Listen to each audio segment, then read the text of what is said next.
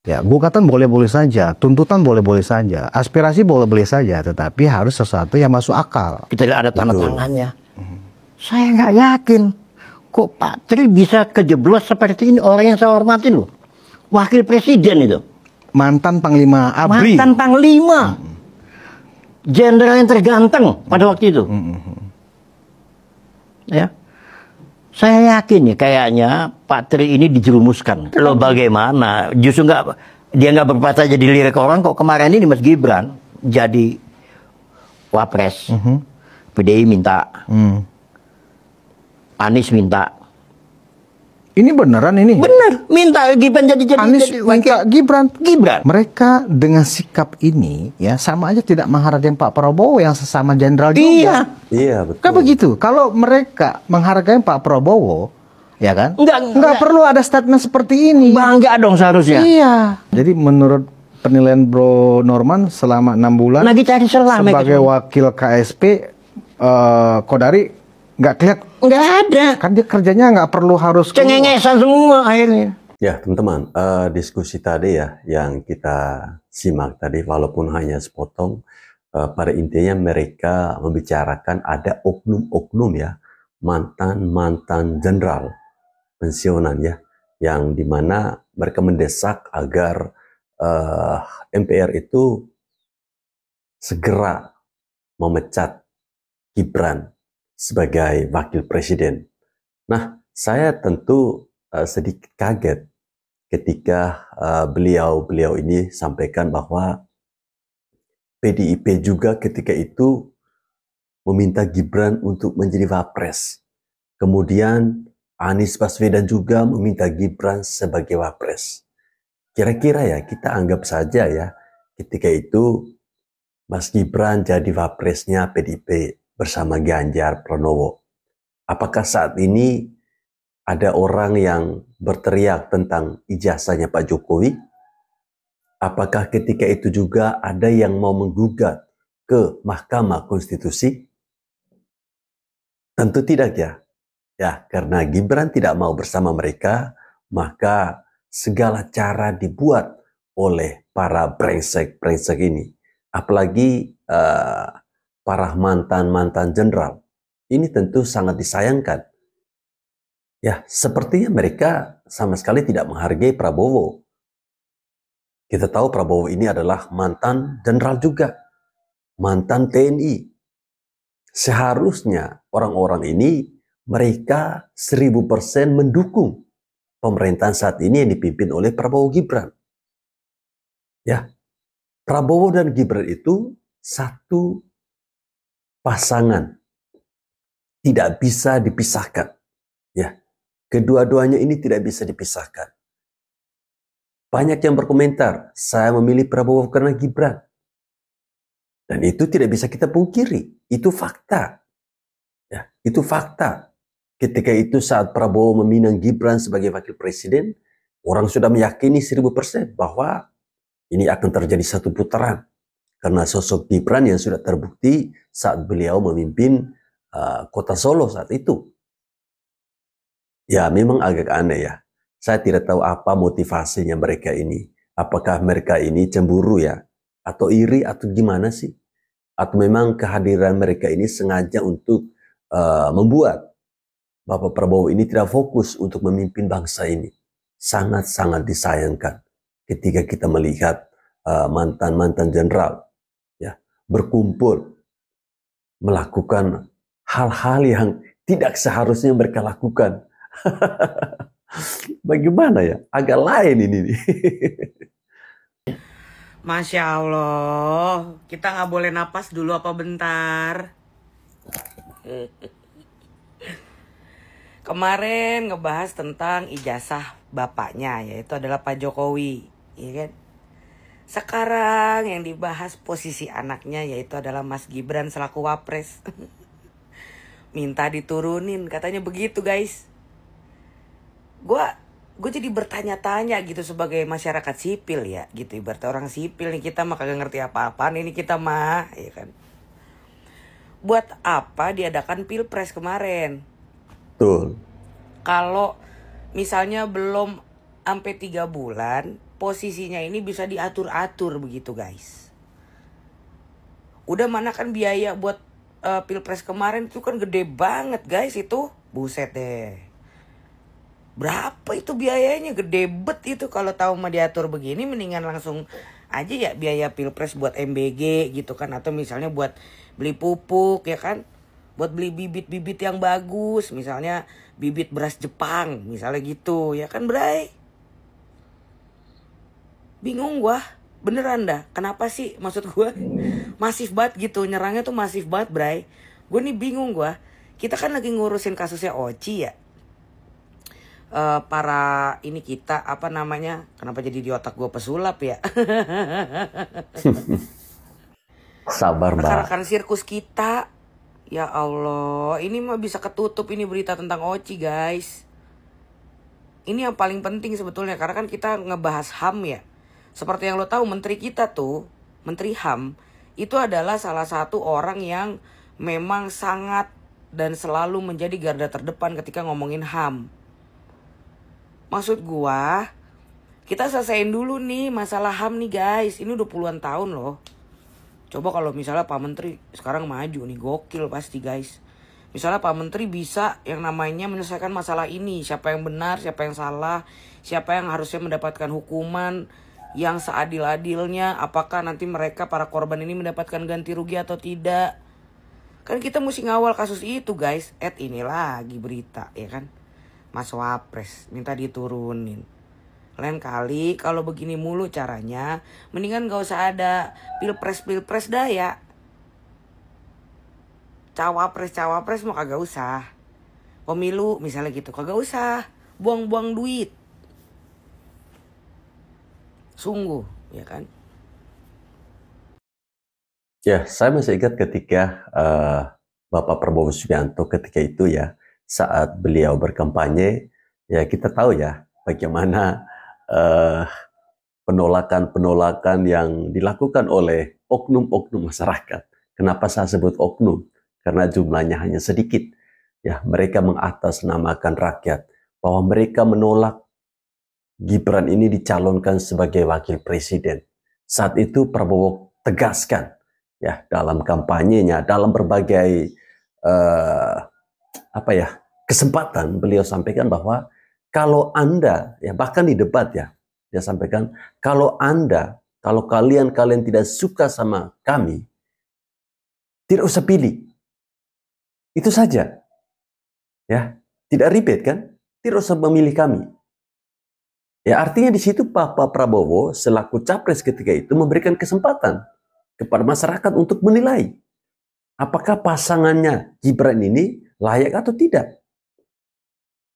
Ya. Dan hasilnya sudah kita ketahui bersama. Pasangan ini berhasil memenangkan pilpres 1 putaran. Artinya juga masyarakat menginginkan pasangan Prabowo Gibran. Lalu ketika muncul ide, muncul wacana untuk menurunkan Gibran sebagai wakil presiden. Ini maksudnya apa? Maksudnya apa? Tujuannya Anda apa? Hah? Kalau Gibran mau Anda turunkan, siapa yang akan menggantikan dia? Apakah Amin Rais? Apakah Roy Suryo? Si yang punya Fufu Fafa itu? Si yang punya panci? Apakah Anies Baswedan? Enggak kan? Apakah akan ada pemilu ulang?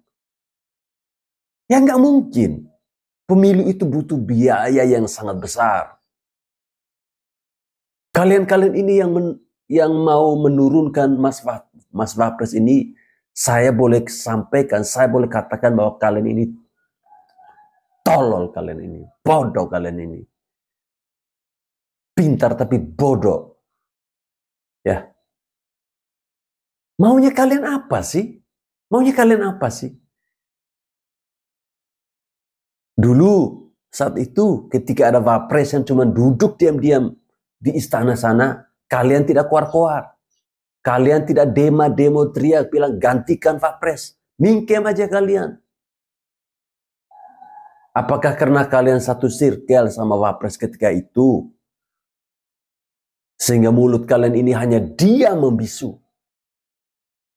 Tapi sekarang ketika kita punya Wapres yang mau bekerja untuk rakyat, yang mau turun langsung ke masyarakat, kalian mau menurunkan dia. Bajingan-bajingan. Yang akan kalian lawan itu adalah rakyat. Dan rakyat itu termasuk saya. Ya, saya yang berbicara ini. Tidak punya etika sama sekali sih. Kalau Anda tidak suka dengan wakil presiden, keluar saja Anda dari Indonesia ini. Ya, kalau Anda tidak suka. Orangnya siapa? Itu saja dari dulu. Yang mempersoalkan ijazah Pak Jokowi itu saja. Tidak ada orang lain. Kebanyakan yang aki-aki yang sudah bau usur, yang sudah bau tanah. Kisruh terbaru dari problem ya, gosip-gosip ijazah palsunya Pak Joko Widodo. Yang terbaru itu ada tantangan dari Dr. Tifa yang berikut, bisa kamu lihat. Ini Dr. Tifa ngomong apa ya guys ya. Jadi Dr. Tifa benar-benar menantang secara terbuka. Kalau memang mau ngelaporin Dr. Tifa, sok atuh silahkan dilaporkan seperti itu. Itu Dr. Tifa menunjukkan keberanian yang sepertinya nyata gitu. Keberanian yang ditunjukkan oleh Dr. Tifa ini sepertinya memang penuh keyakinan bahwasannya Dr. Tifa ini meyakini bahwasannya Pak Joko Widodo memang tidak memiliki ijazah asli. Nah gitu. Ya sepertinya ya kisruh ijazah Pak Joko Widodo ini belum juga selesai karena kemarin ternyata Pak Joko Widodo tidak hadir di persidangan. Tapi asal teman-teman tahu kenapa kemudian Pak Joko Widodo tidak menghadiri sidang, ternyata Pak Joko Widodo itu sudah diberikan mandat oleh Presiden Prabowo Subianto untuk mewakilkan beliau dalam upacara pemakaman Paus. Jadi gimana menurut teman-teman? Apakah kemudian Dr. Tifa bisa dikatakan sebagai wanita yang berani dan memiliki keyakinan 100% terhadap isu ijazah Pak Joko Widodo? Apakah kemudian keyakinan Bu Tifa ini benar? Anda yang jawab. Setahu saya si Tifa ini bukan dokter ya. Kalau dokter itu kan ngurusin pasien, bukan ngurusin ijazahnya Pak Jokowi. Ya, si Tifa ini dengan gagah dan beraninya dia katakan bahwa saya siap melawan. Dia bilang, saya mau tagih janjinya Pak Jokowi. Ini janji apa? Pak Jokowi itu siapanya Anda? Anda iri ya? Kemudian ketika baru-baru Bapak Prabowo mengutus Bapak Jokowi untuk pergi ke Vatikan, untuk menghadiri upacara pemakaman Bapak Paus Fransiskus, itu tentu membuat para barisan sakit hati ini semakin benci, semakin jengkel. Puas kan? Tambah sakit hati kan? Kau ini sebenarnya dokter atau bukan sih? Kok tiap hari kerjaannya hanya ngurusin politik, ngurusin ijazahnya Pak Jokowi? Si Tifa ini dari dulu ya. Si Tifa ini dari dulu. Saya tidak pernah melihat berita tentang Tifa yang dia ini menangani pasien. Tidak pernah. Atau jangan-jangan gelar dokternya ini palsu. Sehingga punya gelar dokter tapi tidak bisa ngurusin pasien. Hanya ngurusin urusan remeh-temeh. Ngurusin ijazahnya Pak Jokowi. Yang sama sekali tidak ada nilai positifnya untuk dia juga. Ya. Pak Jokowi ini sudah menjadi rakyat biasa. Ngapain kau sibuk dengan Pak Jokowi?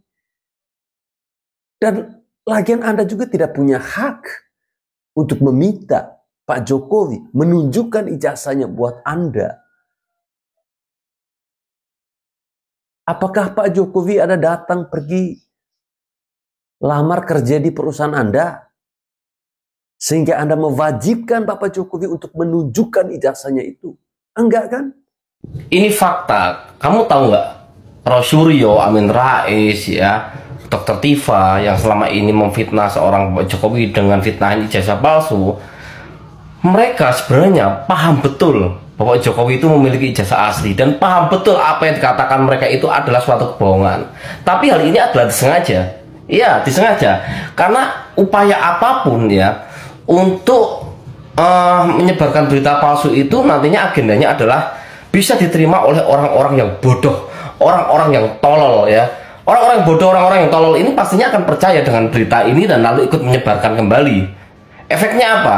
Ya setidaknya dengan efek seperti itu akan menjadi membunuh karakter seorang Jokowi. Faktanya seperti itu, bro. Ya. Jadi sekali lagi mereka itu yang mengawali fitnahan kepada Pak Jokowi, mereka tahu betul kalau itu adalah suatu kebohongan dan sengaja digerakkan oleh para elit politik untuk menjatuhkan Bapak Jokowi dan juga menjatuhkan nama Gibran. Ya, sampai kapanpun mereka menggerakkan otak kiri, otak kanan mereka untuk menjatuhkan Bapak Jokowi. Dengan berbagai cara apapun mereka mau menjatuhkan Bapak Jokowi dan juga Gibran. Itu saya jamin 2.000.000% tidak akan berhasil. Kenapa? Pak Jokowi orang baik. Ya, Pak Jokowi sudah buktikan ketika beliau menjadi Presiden Republik Indonesia. Dia benar-benar bekerja untuk rakyat. Ya, orang baik ketika kau bilang kau ini jahat, itu orang tidak akan percaya. Tetapi orang jahat ketika kau bilang dia baik, sama juga. Orang juga tidak akan percaya. Ya, sekali Anda jahat, Anda tetap menjadi jahat. Sekali Anda baik, Anda tetap menjadi baik. Sekalipun ada satu kesalahan yang Anda buat, itu tidak akan dipercaya oleh orang. Paham kan maksud saya, teman-teman? Jadi si Amin Rais, si Roy Suryo, si Tifa, orangnya itu saja. Ya, yang menjadi provokator. Ya, provokator dibalik justru ijazahnya Pak Jokowi. Ya, tidak ada orang lain dari dulu sampai sekarang. Manusianya itu saja. Ya, seharusnya orang-orang ini mempersiapkan diri mereka. Di masa tua begini lebih bagusnya nimang cucu. Itu lebih bahagia ketimbang ngurusin ijazahnya Pak Jokowi. Pak Jokowi yang kalian hina-hina semakin dimuliakan, semakin terbang tinggi. Kalian yang menghina Pak Jokowi jadi apa? Jadi tai. Iya kan? Jadi tai kan kalian? Dari dulu kalian berkuar-kuar, kalian jadi apa? Nggak jadi apa-apa kan? Oh, kalian berharap bahwa kalau Bapak Prabowo jadi presiden, Amin Rais mau diangkat jadi Menteri Agama, Roy Suryo diangkat jadi Menteri Pemuda dan Olahraga, si Tifa jadi Menteri Kesehatan, kayak gitu. Sorry ya, kalau Roy Suryo jadi Menpora kayaknya nggak mungkin ya teman-teman. Itu bisa habis tuh panci-panci diambil lagi sama dia itu.